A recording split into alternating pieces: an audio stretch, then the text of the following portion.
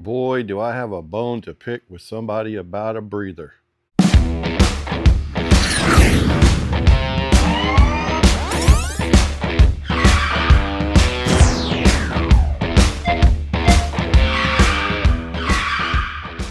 Hey, let me show you guys something that concerns me.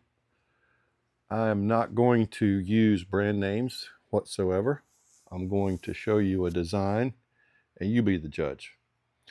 The reason why this bike doesn't have a breather on it, that's the subject of the video. But besides that, I also want to showcase this bike because it is a beauty. It is a Softail. Let me check the date code on here and get you a manufacturer date. It is a 2016 Softail, but it has the updated type suspension with the exposed shocks. It has air on the rear and the front, HHI monoblock brakes, awesome brake rotors, really nice spoke wheels, extended rear fender, true dual fishtails. It sounds really good.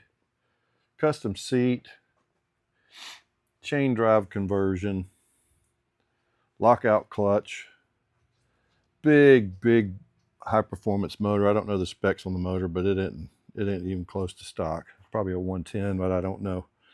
HHI front brakes and rotors, Harley bars, really slick black paint job.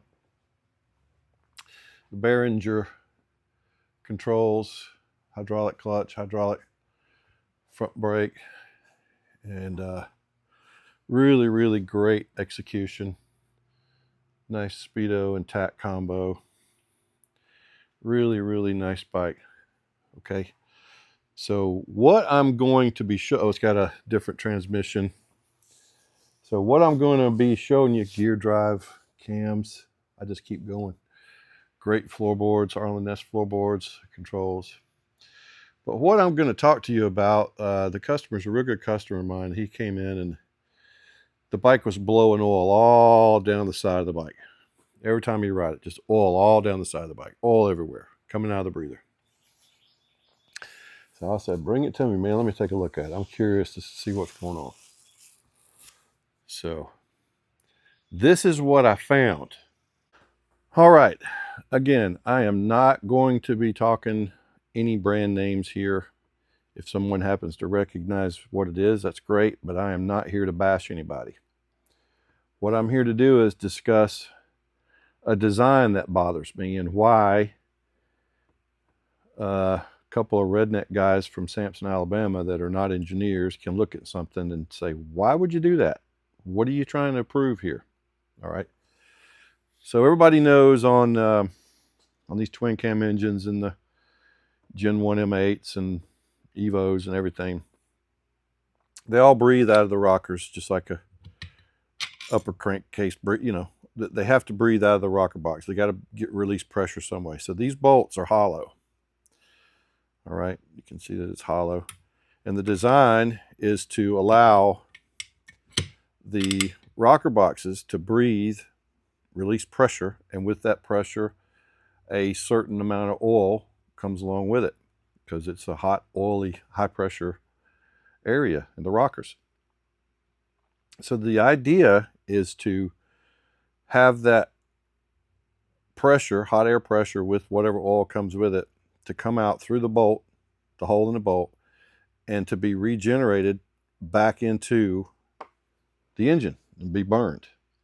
That's the idea of it. All right. So on this particular design, as you can see, it's been milled. Let's see if I can get you a better view here. All right, so it's been milled out. You can see all the oil here collecting, and it collects and it'll just come on down and build up in the breather and then come out and go all over the side of the bike. But the idea behind this particular breather and some other ones on the market too is that the hot air and the oil will come out of this hole here in the bolt, collect, and theoretically theoretically follow that trough right there that is milled into the plate, that deepest trough right down in there. Okay, so the idea behind this is to keep the oil from going all over the place.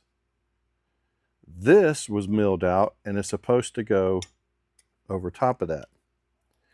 Okay, and then to hold that on, you would have the breather, and then the breather cap goes here, and that holds this piece on.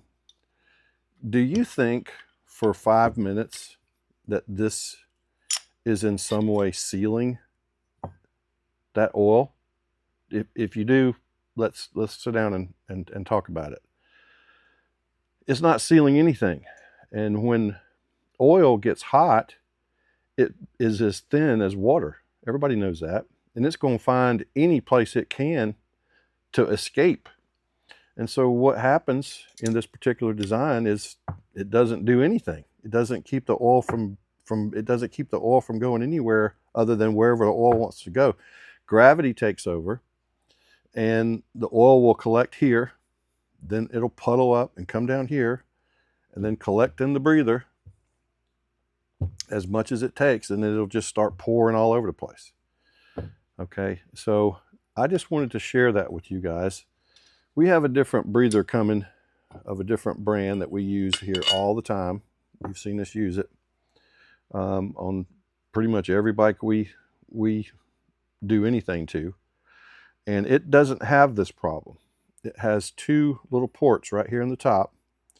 And then when the oil and hot air and oil comes out, it has nowhere to go, but gravity drops it right into the opening of the throttle body. It doesn't come down here to the side and hope to magically make the upward curve, because we all know gravity goes up. We all know that. Gravity goes that way, not that way.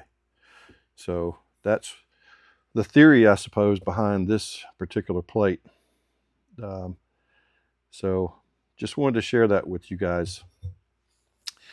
And it doesn't matter how much money you spend, apparently, people aren't really paying attention to what they're doing and really looking at the design to see if it'll function correctly. This doesn't seal, folks. That doesn't seal anything. There's no rubber gasket that comes with it. There's no O-ring. There's no nothing. That's the design of that breather. So I just wanted to share that with you guys.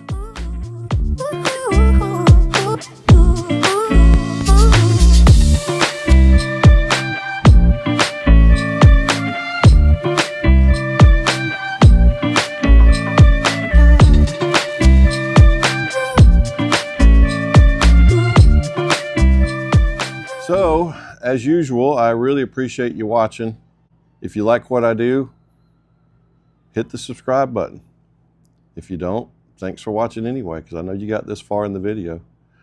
I'm always here at the shop, usually.